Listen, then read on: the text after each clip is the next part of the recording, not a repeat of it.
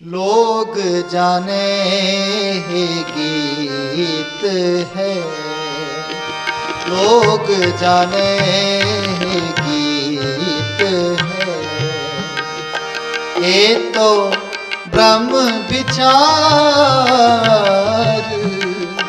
ये तो ब्रह्म विचार।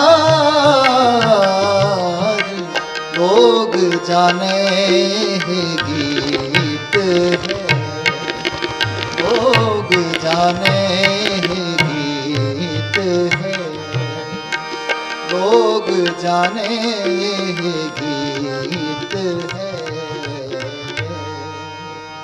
वाहिगुरु जी का खालसा वाहिगुरु जी की फतेह। अंग है 484। ਹੁਣ ਤੱਕ 36 ਸ਼ਬਦ ਕਬੀਰ ਸਾਹਿਬ ਦੇ ਸੰਪੂਰਨ ਹੋਏ ਨੇ। ਆਸਾ ਅੰਤਰ ਮੈਲ ਜੇ ਤੀਰਥ ਨਾਵੈ ਤਿਸ ਬੈਕੁੰਠ ਨਾ ਜਾਣਾ। ਲੋਕ ਪਤੀਣੇ ਕਛੂ ਨਾ ਹੋਵੈ ਨਾਹੀ ਰਾਮ ਇਆਨਾ। ਹਾਂਜੀ। ਆਸਾ ਅੰਤਰ ਮੈਲ ਜੇ ਤੀਰਥ ਨਾਵੈ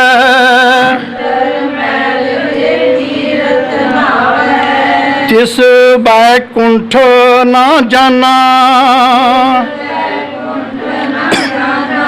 ਲੋਕ ਪਤੀਣੇ ਕਸੂ ਨਾ ਹੋਵੈ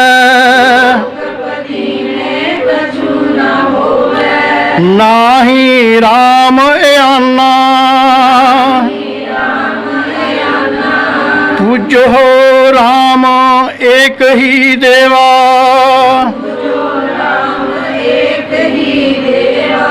साचा नावण गुर की सेवा।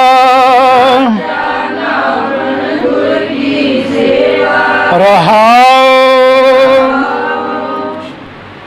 आसा अंतर मैल जे तीरथ नावै तिस बैकुंठ ना जाना।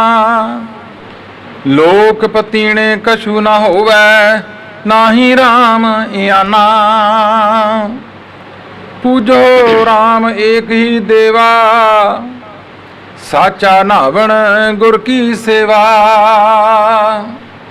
रहाओ रहाओ दी पंक्ति विच कबीर साहब स्पष्ट करते हैं कि बाहरले कर्मकांड ने जिहड़े साडे तीर्थां ते इशनान करने, होर दान पुण्य करने, इन्हां दा परमात्मा नाल कोई लेना देना नहीं। जे मन विच कुछ होर है, जिन मन होर मुख होर से काढ़े कच्चे हैं।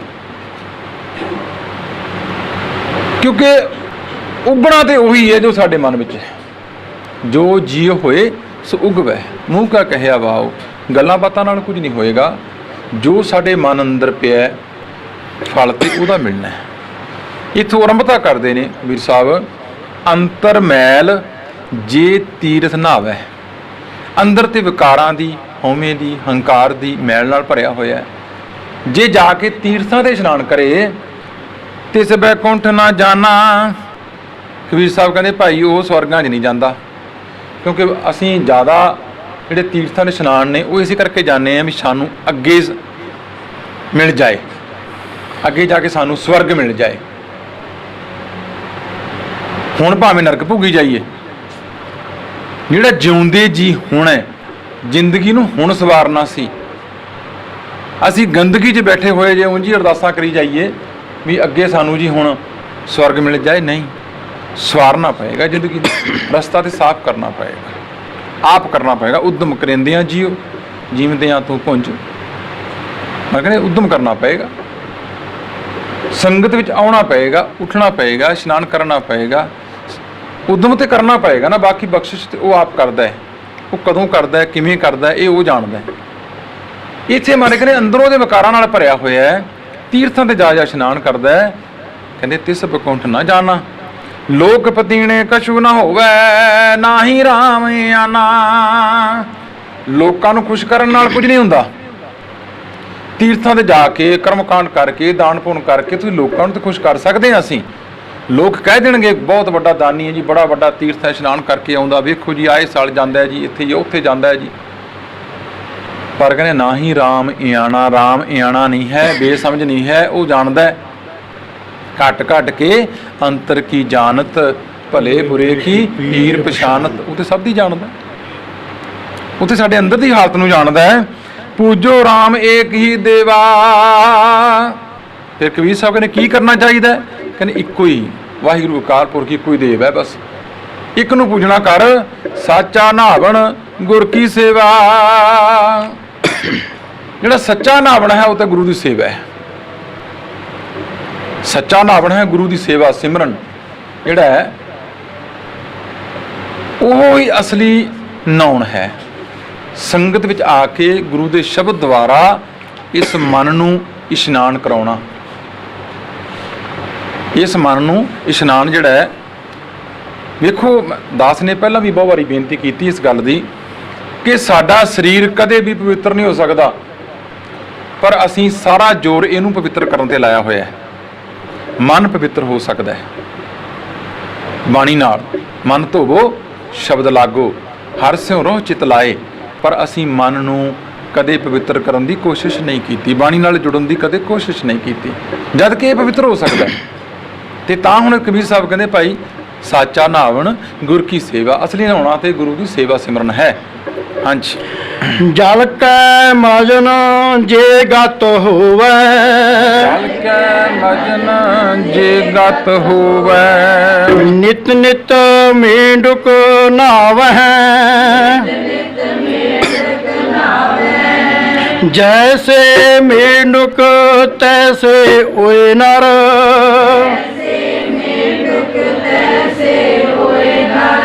ਫਿਰ ਫਿਰ ਜੋਨੀ ਆਵਹਿ,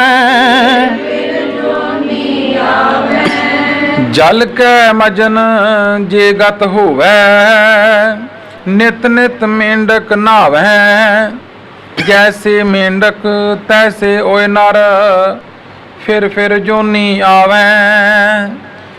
ਕਬੀਰ ਸਾਹਿਬ ਕਹਿੰਦੇ ਜੇ ਸਿਰਫ ਪਾਣੀ ਚ ਨਹਾਉਣ ਨਾਲ, ਇਸ਼ਨਾਨ ਕਰਨ ਨਾਲ, ਟੁੱਬੀਆਂ ਲਾਉਣ ਨਾਲ ਗਤੀ ਹੁੰਦੀ ਸਾਨੂੰ ਮੁਕਤੀ ਮਿਲਦੀ ਹੁੰਦੀ, ਫਿਰ ਤੇ ਡੱਡੂ ਪਾਣੀ 'ਚ ਹੀ ਰਹਿੰਦੇ ਨੇ। ਕਹਿੰਦੇ ਬਸ ਉਹਨਾਂ ਦੀ ਹਾਲਤ ਵੀ ਇਹੀ ਹੈ। ਜੈਸੇ ਮੇਂਢਕ ਤੈਸੇ ਓਏ ਨਰ। ਓਏ ਨਰ ਕਿਹੜੇ ਨੇ? ਅੰਤਰਮੈਲ, ਜਿਨ੍ਹਾਂ ਦੇ ਅੰਦਰ ਮੈਲ ਹੈ, ਜਿਹੜੇ ਅੰਦਰੋਂ ਮੈਲਾਂ ਨਾਲ ਭਰੇ ਹੋਏ ਨੇ, ਵਿਕਾਰਾਂ ਨਾਲ ਭਰੇ ਹੋਏ ਨੇ। ਓਏ ਨਰ ਫਿਰ ਫਿਰ ਜੋਨੀ ਆਵੈ। ਕਹਿੰਦੇ ਬਾਰ-ਬਾਰ ਉਹ ਜੂਨਾਂ 'ਚ ਆਉਂਦੇ ਨੇ, ਜੰਮਦੇ ਨੇ, ਮਰਦੇ ਨੇ। ਕਿਉਂਕਿ ਇਹ ਸ਼ਬਦ ਦੀ ਵਿਚਾਰ ਦਾਸ ਨੇ ਇੱਕ ਜਗ੍ਹਾ ਕੀਤੀ ਤਾਂ ਉੱਥੇ ਇੱਕ ਬੱਚੇ ਨੇ ਸਵਾਲ ਕੀਤਾ, ਫਿਰ ਜੀ ਅਸੀਂ ਸਰੋਵਰ ਕਿਉਂ ਬਣਾਏ ਨੇ? ਕੀ ਸਾਨੂੰ ਸਰੋਵਰਾਂ ਵਿੱਚ ਇਸ਼ਨਾਨ ਨਹੀਂ ਕਰਨਾ ਚਾਹੀਦਾ?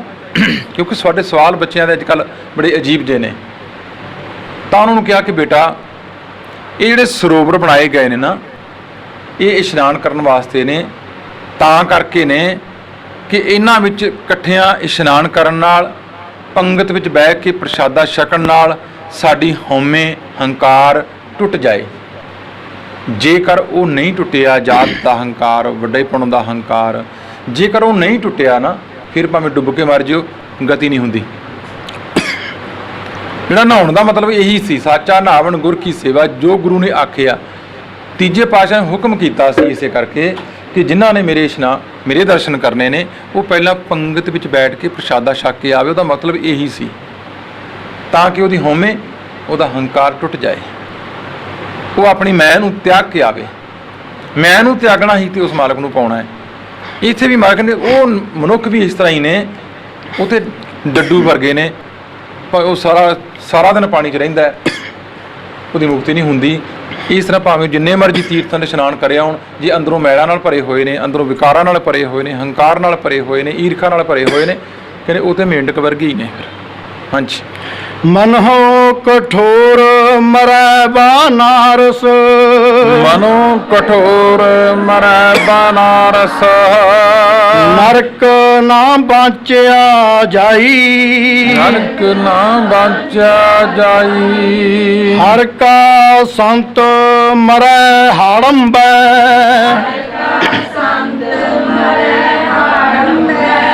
ਤਾਂ ਸਗਲੀ ਸੈਣ ਤਰਾਈ।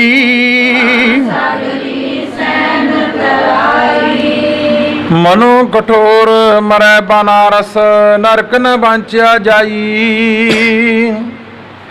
ਹਰ ਕਾ ਸੰਤ ਮਰੈ ਹੜੰਬੈ ਤਾਂ ਸਗਲੀ ਸੈਣ ਤਰਾਈ। ਕਿਉਂਕਿ ਇੱਕ ਮਿੱਥ ਬਣੀ ਹਿੰਦੂ ਮਿਥੋਲੋਜੀ ਵਿੱਚ ਕਿ ਜਿਹੜਾ ਬਨਾਰਸ ਜਾ ਕੇ ਮਰੇਗਾ ਕਾਸ਼ੀ 'ਚ ਉਹ ਸਿੱਧਾ ਸਵਰਗਾਂ ਨੂੰ। ਲੋਕ ਆਪਣਾ ਸਾਰਾ ਕੁਝ ਦਾਨ ਪੁੰਨ ਕਰਕੇ ਉੱਥੇ ਆ ਰਹੇ ਨੇ, ਉਹਨਾਂ ਥੱਲੇ ਆਪਣੇ ਆਪ ਨੂੰ ਕਟਵਾ ਕੇ ਮਰ ਜਾਂਦੇ ਤੇ ਨਾਲ ਹੀ ਹੜੰਬਾ ਪਰਾਂ ਨਾਲ ਉੱਥੇ ਕਹਿੰਦੇ ਜਿਹੜਾ ਜਾ ਕੇ ਮਰੇਗਾ ਖੋਤੇ ਦੀ ਜੂਨ 'ਚ ਪਏਗਾ। ਲੰਬੀ ਕਹਾਣੀ ਸੋ ਇਹਨੂੰ ਮੈਂ ਨਹੀਂ ਸੁਣਨਾ ਚਾਹੁੰਦਾ। ਇੱਕ ਮਿੱਥ ਬਣਾ ਦਿੱਤੀ ਤੇ ਕਬੀਰ ਸਾਹਿਬ ਕਹਿੰਦੇ ਜਗ੍ਹਾ ਨਾਲ ਕੋਈ ਸੰਬੰਧ ਨਹੀਂ ਵੀ ਸ਼ਾਇਦ ਕੋਈ ਤੀਰਥਾਂ ਤੇ ਜਾ ਕੇ ਡੈਥ ਹੁੰਦੀ ਵੀ ਸਿੱਧਾ ਸਵਰਗਾਂ ਨੂੰ ਜਾਏਗਾ। ਕਹਿੰਦੇ ਨਹੀਂ, ਕੋਈ ਜ਼ਰੂਰੀ ਨਹੀਂ ਹੈ। ਇੱਥੇ ਹੁਣ ਇਹੀ ਗੱਲ ਕਬੀਰ ਸਾਹਿਬ ਨੇ ਸਮਝਾਈ ਕਿ ਮਨੋ ਕਠੋਰ ਮਰੈ ਬਨਾਰਸ। ਜੇ ਮਨੋ ਕਠੋਰ ਬੰਦਾ ਹੈ, ਪਾਪੀ ਹੈ, ਜ਼ਾਲਮ ਬਿਰਤੀ ਦਾ ਬੰਦਾ ਹੈ, ਹਉਮੈ ਨਾਲ, ਹੰਕਾਰ ਨਾਲ, ਈਰਖਾ ਨਾਲ ਭਰਿਆ ਹੋਇਆ ਬੰਦਾ ਹੈ, ਕਹਿੰਦੇ ਭਾਵੇਂ ਬਨਾਰਸ ਜਾ ਕੇ ਮਰ ਜਾਏ ਨਰਕ ਨਾ ਬਾਂਚਿਆ ਜਾਈ, ਉਹ ਨਰਕਾਂ 'ਚ ਹੀ ਜਾਊਗਾ। ਹਰ ਕਾ ਸੰਤ ਮਰੈ ਹੜੰਬੈ, ਹਰੀ ਦਾ ਪਿਆਰਾ ਭਾਵੇਂ ਹੜੰਬੇ ਜਾ ਕੇ ਮਰ ਜਾਏ। ਜਿਹਨੂੰ ਤੁਸੀਂ ਕਹਿੰਦੇ ਵੀ ਜੇ ਉੱਥੇ ਜਾ ਕੇ ਕੋਈ ਮਰੇਗਾ ਉਹ ਨਰਕਾਂ ਨੂੰ ਜਾਏਗਾ, ਖੋਤਰੀ ਜੂ ਨੂੰ ਜਾਏਗਾ। ਇਹ ਭਰਮ ਤੋੜਨ ਲਈ ਕਬੀਰ ਸਾਹਿਬ ਸਾਰੀ ਉਮਰ ਬਨਾਰਸ 'ਚ ਰਹੇ। ਜਦੋਂ ਆਖਰੀ ਸਮਾਂ ਆਇਆ ਹੜੰਬੇ ਚਲੇ ਗਏ, ਜਾਣ ਕੇ ਗਏ ਤਾਂ ਕਿ ਸਾਡਾ ਭਰਮ ਭੁਲੇਖਾ ਟੁੱਟ ਜਾਏ। ਉੱਥੇ ਵੀ ਕਹਿੰਦੇ ਹਰ ਕਾ ਸੰਤ ਮਰੈ ਹੜੰਬੈ ਸਗਲੀ ਸੈਣ ਤਰਾਈ। ਕਹਿੰਦੇ ਉਹਦੇ ਆਪਣੇ ਸੇਵਕਾਂ ਨੂੰ ਤਾਰ ਜਾਏਗਾ ਨਾਲ, ਆਪ ਤੇ ਉਹਨੇ ਤਰਨਾ ਹੀ ਤਰਨਾ, ਆਪਣੇ ਸੇਵਕਾਂ ਨੂੰ ਵੀ ਨਾਲ ਤਾਰ ਜਾਏਗਾ। ਇਹ ਹੈ ਪ੍ਰਭੂ ਦੇ ਨਾਮ ਦੀ ਵਡਿਆਈ। ਹਾਂਜੀ। ਜਿਨਸ ਨਾਰਾਇਣ ਵੇਦ ਨਹੀਂ ਸ਼ਾਸਤਰ, ਜਿਨਸ ਨਾਰਾਇਣ ਵੇਦ ਨਹੀਂ ਸ਼ਾਸਤਰ, ਤਹਾਂ ਬਸੈ ਨਿਰੰਕਾਰਾ, ਤਹਾਂ ਬਸੈ ਨਿਰੰਕਾਰਾ। ਕਹੇ ਕਬੀਰ ਨਰ ਤਿਸੈ ਧਿਆਵਹੁ, ਕਹੇ ਕਬੀਰ ਬਾਵਰਿਆ ਸੰਸਾਰਾ। ਦਿਨਸ ਨਾਰਾਇਣ ਵੇਦ ਨਹੀਂ ਸ਼ਾਸਤਰ, ਤਹਾਂ ਬਸੈ ਨਿਰੰਕਾਰਾ। ਇਹ ਜਿਹੜੀ ਲਾਈਨ ਕਹੀ ਇਹਨੂੰ ਸਮਝੀਏ। ਦਿਨਸ ਨਾਰਾਇਣ, ਖੁਸ਼ੀ ਨਾ ਗਮੀ, ਦੁੱਖ ਨਾ ਗਮ, ਕੁਝ ਵੀ ਨਹੀਂ ਉੱਥੇ। ਜੋ ਨਰ ਦੁੱਖ ਮੈਂ ਦੁੱਖ ਨਹੀਂ ਮਾਨੈ, ਸੁਖ ਸਨੇਹ ਅਰ ਭੈ ਨਹੀਂ ਜਾਂਕੈ, ਕੰਚਨ ਮਾਟੀ ਮਨ ਹੈ।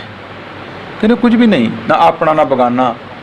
ਇੱਥੇ ਹੁਣ ਮਗਨੇ ਵੇਦ ਨਾ ਸ਼ਾਸਤਰ, ਉੱਥੇ ਵੇਦ ਸ਼ਾਸਤਰਾਂ ਤੋਂ ਬੰਦਾ ਉੱਪਰ ਉੱਠ ਖੜਿਆ। ਹੋਰ ਉੱਥੇ ਨਾ ਹਿੰਦੂ ਨਾ ਮੁਸਲਮਾਨ ਨਾ ਕੁਝ ਵੀ ਨਾ ਰਿਹਾ, ਨਾ ਇਸਤਰੀ ਨਾ ਪੁਰਸ਼, ਕਹਿੰਦੇ ਕੁਝ ਵੀ ਨਾ ਰਿਹਾ।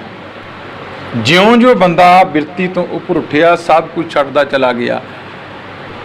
ਉਹ ਵਾਦਾਂ ਵਿਵਾਦਾਂ ਨੂੰ ਤਿਆਗਦਾ ਹੋਇਆ ਉਹ ਸਾਰਿਆਂ ਨੂੰ ਇਕਾਗਰਤਾ ਨਾਲ ਜਦੋਂ ਜਾਣਿਆ ਕਿ ਇਹ ਸਾਰੇ ਥੱਲੇ ਰਹਿ ਗਏ, ਇਹ ਸਭ ਚੀਜ਼ਾਂ ਥੱਲੇ ਰਹਿ ਗਈਆਂ। ਤਹਾਂ ਬਸੈ ਨਿਰੰਕਾਰਾ, ਸੱਚਖੰਡ ਬਸੈ ਨਿਰੰਕਾਰ, ਕਰ ਕਰ ਵੇਖੈ ਨਦਰ ਨਿਹਾਲ। ਉਹ ਸੱਚਖੰਡ ਹੈ ਜਿੱਥੇ ਸਿਰਫ ਸੱਚ ਹੀ ਸੱਚ ਹੈ, ਹੋਰ ਕੁਝ ਵੀ ਨਹੀਂ। ਉੱਥੇ ਕੋਈ ਮਨ ਦੇ ਫੁਰਨੇ ਸਾਰੇ ਖਤਮ ਨੇ, ਕੁਝ ਵੀ ਨਹੀਂ। ਇਹ ਮਨ ਦੇ ਫੁਰਨੇ ਬੁੱਧੀ ਤੱਕ ਸੀਮਿਤ ਨੇ ਸਾਡੇ। ਜਦ ਤੱਕ ਅਸੀਂ ਬੁੱਧੀ ਨਾਲ ਮਨ ਝਗੜਦਾ ਰਿਹਾ ਤਦ ਤੱਕ ਉਹ ਨੈਗੇਟਿਵ ਪੋਜ਼ਿਟਿਵ ਕਰਦਾ ਰਿਹਾ। ਇਹ ਹੋ ਸਕਦਾ ਕਿ ਨਹੀਂ ਹੋ ਸਕਦਾ, ਆਹ ਚੀਜ਼ ਹੋ ਸਕਦੀ ਹੈ ਕਿ ਨਹੀਂ ਹੋ ਸਕਦੀ, ਉੱਥੇ ਉਹ ਕਰਦਾ ਰਿਹਾ। ਜਦੋਂ ਉਹਨੇ ਇਹਨੂੰ ਕ੍ਰਾਸ ਕੀਤਾ, ਇਹ ਸੰਸਾਰ ਦੀ ਹਾਲਤ ਵੀ ਨਹੀਂ ਹੈ। ਇਹ ਜਿਹੜਾ ਸਾਨੂੰ ਆਕਾਸ਼ ਨੀਲਾ ਨਜ਼ਰ ਆਉਂਦਾ ਨਾ, ਇਹ ਅਜੋਨ ਤੋਂ ਥੱਲੇ ਥੱਲੇ ਹੀ ਹੈ। ਜਦੋਂ ਅਜੋਨ ਦੀ ਪਰਤ ਨੂੰ ਬੰਦਾ ਟੱਪਦਾ ਉੱਪਰ ਲੰਘੇ ਤਾਂ ਉੱਪਰ ਆਕਾਸ਼ ਨੀਲਾ ਨਹੀਂ, ਸਭ ਕੁਝ ਹੀ ਕਾਲਾ ਹੈ, ਕੁਝ ਵੀ ਨਹੀਂ। ਇਸੇ ਤਰ੍ਹਾਂ ਹੀ ਹੈ, ਜਦੋਂ ਇਹ ਬੁੱਧੀ ਨੇ ਕ੍ਰਾਸ ਕੀਤਾ, ਇਹ ਮਨ ਨੇ ਇਸ ਨੂੰ ਕ੍ਰਾਸ ਕੀਤਾ, ਬੁੱਧੀ ਨੂੰ ਪਾਰ ਕਰ ਗਿਆ, ਉਸ ਤੋਂ ਪਰਾਂ ਚਲਾ ਗਿਆ। ਜਦੋਂ ਸੱਚਖੰਡ ਵਿੱਚ ਪਹੁੰਚਿਆ, ਉਹ ਅਵਸਥਾ ਦੀ ਮਹਾਰਾਜ ਗੱਲ ਕਰਦੇ ਨੇ। ਕਹਿੰਦੇ ਇਹ ਵੇਦ ਸ਼ਾਸਤਰ ਧਾਰਮਿਕ ਪੁਸਤਕਾਂ ਬੜੀਆਂ ਥੱਲੇ ਰਹਿ ਗਈਆਂ, ਫਿਰ ਤਾਂ ਉਸ ਤੋਂ ਬਾਹਰ ਨਿਕਲਿਆ। ਉੱਥੇ ਤਹਾਂ ਬਸੈ ਨਿਰੰਕਾਰ, ਜਿਹਦਾ ਆਕਾਰ ਹੀ ਕੋਈ ਨਹੀਂ। ਹੁਣ ਤੱਕ ਅਸੀਂ ਆਕਾਰਾਂ ਤੱਕ ਸੀਮਿਤ ਰਹੇ, ਫੋਟੋਆਂ ਤੱਕ ਸੀਮਿਤ ਰਹੇ, ਮੂਰਤੀਆਂ ਤੱਕ ਸੀਮਿਤ ਹੋ ਗਏ, ਮਨ ਤੱਕ ਸੀਮਿਤ ਹੋ ਗਏ, ਦੇਹ ਤੱਕ ਸੀਮਿਤ ਹੋ ਗਏ। ਦੇਹ ਨੂੰ ਵੀ ਕ੍ਰਾਸ ਕਰ ਗਿਆ, ਮਨ ਨੂੰ ਵੀ ਕ੍ਰਾਸ ਕਰ ਗਿਆ, ਆਤਮਾ ਨੂੰ ਕ੍ਰਾਸ ਕਰਕੇ ਜਦੋਂ ਇਹ ਜੀਵ ਉੱਪਰ ਗਿਆ, ਕਹਿੰਦੇ ਤਹਾਂ ਬਸੈ ਨਿਰੰਕਾਰ, ਜਿੱਥੇ ਮਨ ਦੇ ਫੁਰਨੇ ਹੀ ਖਤਮ ਨੇ, ਕੁਝ ਵੀ ਨਹੀਂ ਹੈ। ਉਸ ਅਵਸਥਾ ਨੂੰ ਜਿੱਥੇ ਅਡੋਲਤਾ ਹੈ, ਜਿੱਥੇ ਸਹਿਜ ਅਵਸਥਾ ਹੈ, ਦਸਮ ਦੁਆਰ ਹੈ, ਨਿਜ ਘਰ ਹੈ। ਕਹਿ ਕਬੀਰ ਨਰ ਤਿਸੈ ਧਿਆਵੋ ਬਾਵਰਿਆ ਸੰਸਾਰਾ। ਕਬੀਰ ਸਾਹਿਬ ਕਹਿੰਦੇ ਭਾਈ ਐ ਮਨੁੱਖੋ, ਐ ਨਰੋ, ਐ ਦੁਨੀਆ ਦੇ ਲੋਕੋ, ਉਸ ਅਕਾਲ ਪੁਰਖ ਨੂੰ ਜਿਹੜਾ ਕਿ ਨਿਰੰਕਾਰ ਹੈ ਉਹਨੂੰ ਧਿਆਉਣਾ ਕਰੋ। ਇਹ ਸੰਸਾਰ ਤੇ ਝੱਲਾ, ਇਹ ਤਾਂ ਬਾਬਰ ਹੈ, ਕਹਿੰਦੇ ਇਹਦੇ ਪਿੱਛੇ ਨਾ ਫਿਰੀ ਜਾਓ ਕਿਤੇ ਵੀ ਇੰਜ। ਅਸੀਂ ਤੇ ਦੁਨੀਆ ਨੂੰ ਖੁਸ਼ ਕਰਨ ਦੇ ਚੱਕਰ 'ਚ ਲੱਗੇ ਹੋਏ ਹਾਂ ਕਿ ਲੋਕ ਕਹਿਣ ਇਹ ਬੰਦਾ ਬੜਾ ਗੁਰਮੁਖ ਹੈ, ਲੋਕ ਕਹਿਣ ਇਹ ਬੜਾ ਵੱਡਾ ਗੁਰਸਿੱਖ ਹੈ, ਇਹ ਬੜਾ ਵੱਡਾ ਸਾਧੂ ਹੈ, ਇਹ ਬੜਾ ਵੱਡਾ ਬ੍ਰਹਮ ਗਿਆਨੀ ਹੈ, ਇਹ ਤੇ ਪੂਰਨ ਬ੍ਰਹਮ ਗਿਆਨੀ ਹੈ। ਕਹਿੰਦੇ ਅਸੀਂ ਲੋਕਾਂ ਨੂੰ ਚੱਕਰ 'ਚ ਪਏ ਹੋਏ ਹਾਂ, ਖੁਸ਼ ਕਰਨ ਨੂੰ, ਲੋਕਾਂ ਦੇ ਮੁਤਾਬਕ ਆਪਣੇ ਨੂੰ ਢਾਲਣ ਦੇ ਕੋਸ਼ਿਸ਼ ਲੱਗੇ ਹੋਏ ਹਾਂ ਕਰਨ।